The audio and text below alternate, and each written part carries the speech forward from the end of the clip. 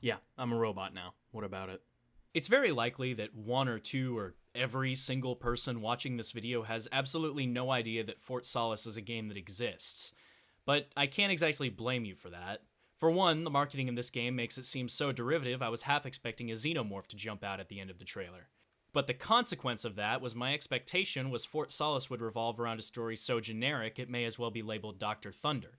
This actually left me very pleasantly surprised when the story really revolved around two characters with Scottish accents. The first thing I saw when I opened up the Steam reviews for Fort Solis were the words walking simulator. I'm sure most of you know what that is, but for those not living in their best friend's attic, a walking simulator is any game in which the story is fed to you as you explore it, with little player impact on the events or story itself. And while I'm sure most of you do have trouble walking, Jack here certainly doesn't. So unfortunately I would say that that label is accurate. Despite the fact this game is a walking sim, it has numerous QuickTime events, but these really don't add anything to the game. In fact, I actually think I missed more QTEs than I made because I was soaking in the atmosphere. I really don't think that Fort Solis needed QuickTime events, especially since even though I did miss at least half of them, it didn't affect the ending at all. Fort Solis follows two engineers, Jack and Jessica, who work at a colony on Mars when they receive a distress signal from another colony called Fort Solis. The Martian setting is incredibly convincing, the two main characters are likable and tell jokes that rarely fall flat. The game even lets you drink, and as someone who isn't 21 and doesn't have easy access to Mexico, I couldn't have been more thrilled. Unfortunately, I can't give the game the benefit of the doubt and say it's not a movie game because less than 5 minutes in, it forces me to sit and watch a 3-minute long cutscene where Jack drives to Fort Solis. You have no control over this entire cutscene and it's unskippable. And when you finally think it's over, Nope, it's zooming right back on in because our stunt coordinator and production babies haven't been credited yet.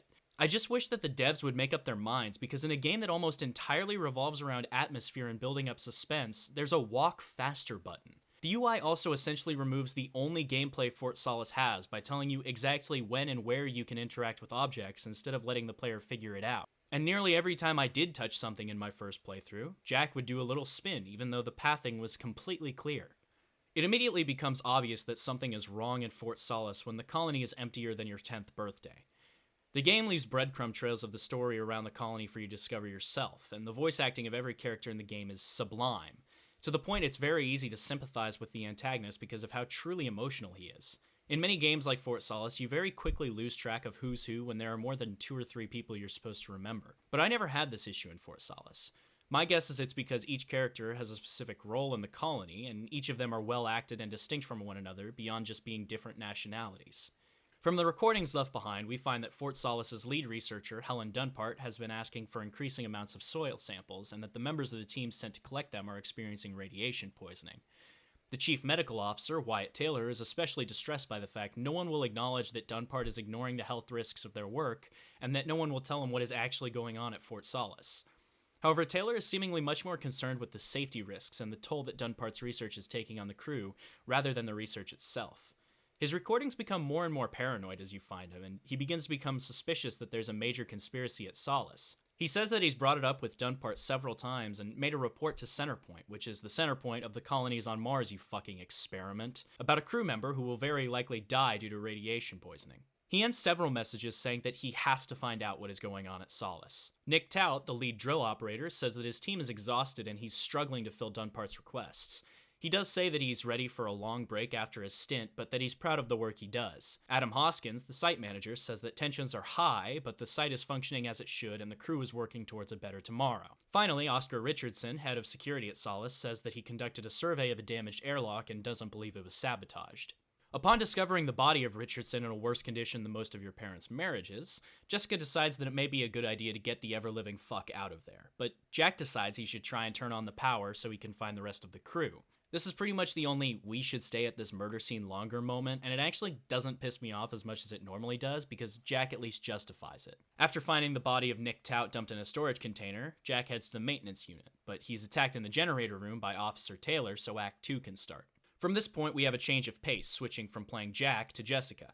Jess is much more lighthearted, but also much less composed. As a matter of fact, during my playthrough, Jess was so shocked by the situation that she stood still at the bottom of the stairs and refused to move. This was the only technical issue I ran into while playing Fort Solis, except for the fact that you'd need a supercomputer to run this game on max graphics. From here, the primary goal is to lift Fort Solis' lockdown and find Jack. As soon as Jess enters, she's confronted by Taylor wearing Nick Tout's clothes, who Jess knows is dead. She makes a break and locks Taylor out. The messages Jess finds from this point forward can all be broken down into Taylor is being nosy and everyone is angry at one another. The bodies of every other crew member are also found during this time, including Asim, who was killed after sending the distress signal, Hoskins, who was garroted in the canteen, and Dunpart, who was stabbed and made a dash above ground with a broken helmet to try and escape Taylor. Dunpart's work is also revealed to be a compound that can grow plants in Martian soil. Jess is eventually able to disable the lockdown on the facility and head to the greenhouse where Jack is.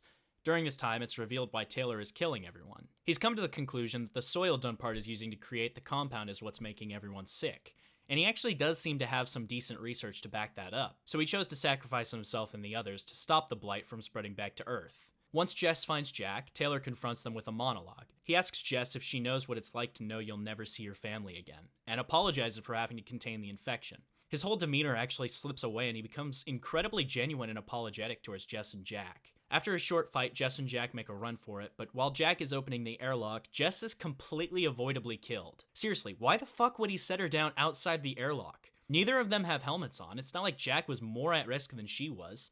And she just took an axe to the stomach 5 seconds ago. This is the only part of the story that genuinely makes me mad.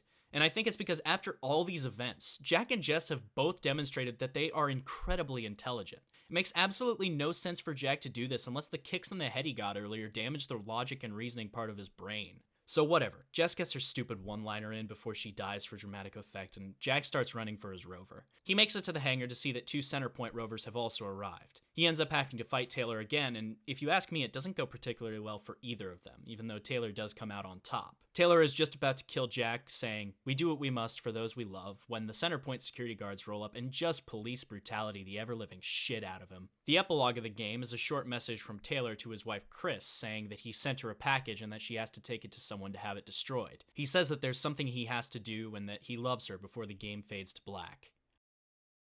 So, what? Was Taylor right? Did Jack surviving mean the world was doomed? Well, I don't know.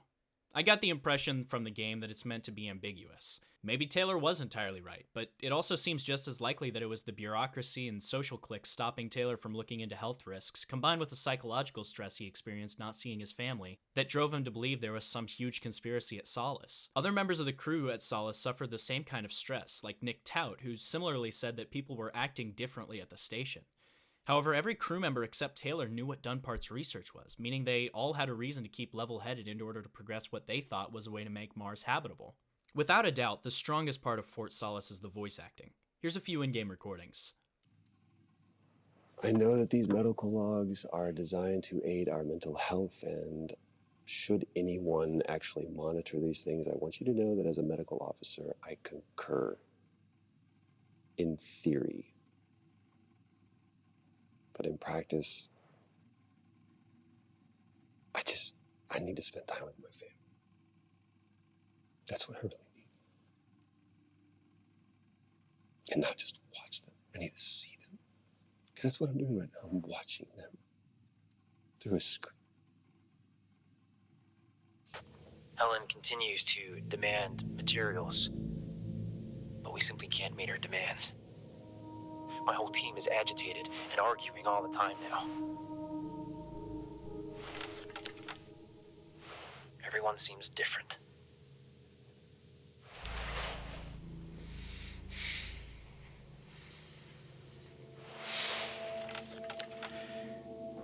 I'm not sure how much longer we can keep this up.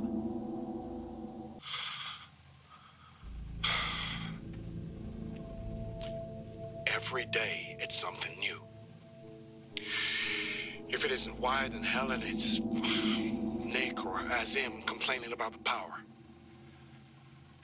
I'm holding together best I can, but something must give.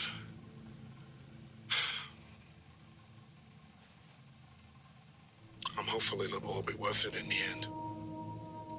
One of Nick's staff was admitted after suffering from extreme dehydration and fatigue. We had to sedate him. His hands wouldn't stop shaking. And after the patient vomited blood, he was sent to Centerpoint for further treatment.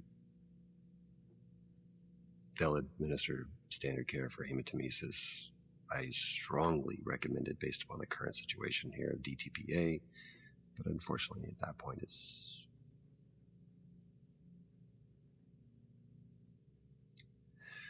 Either way, the incident has been reported. Progress, if you can call it that, has been rising since we introduced the new formula. The results we have now can buy us time to... 2, Helen. That's 2 now. There's nothing to suggest it has anything to do with Compound 26. Liar. They have been transporting this stuff for months. I don't know what to tell you, Wyatt. It has nothing to do with what I'm trying to do here. Helen, I have a duty here. And the work you're doing, it needs looking into. Well, unless you have clearance, I don't see that happening. People are getting sick, Helen. They're getting sick. How can you not see that? Because it's not true. This is confirmation bias, Helen. You know it.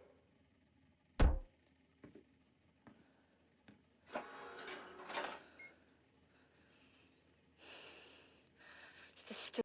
I think that Fort Solis has a lot of really interesting ideas, and that the characters and environment are incredibly captivating.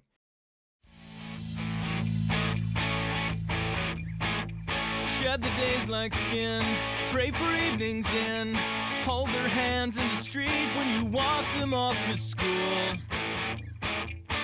A box too full to shut, a cardboard paper cut, the bleeding edge of a picture of your parents when they were cool. So much to say, I forget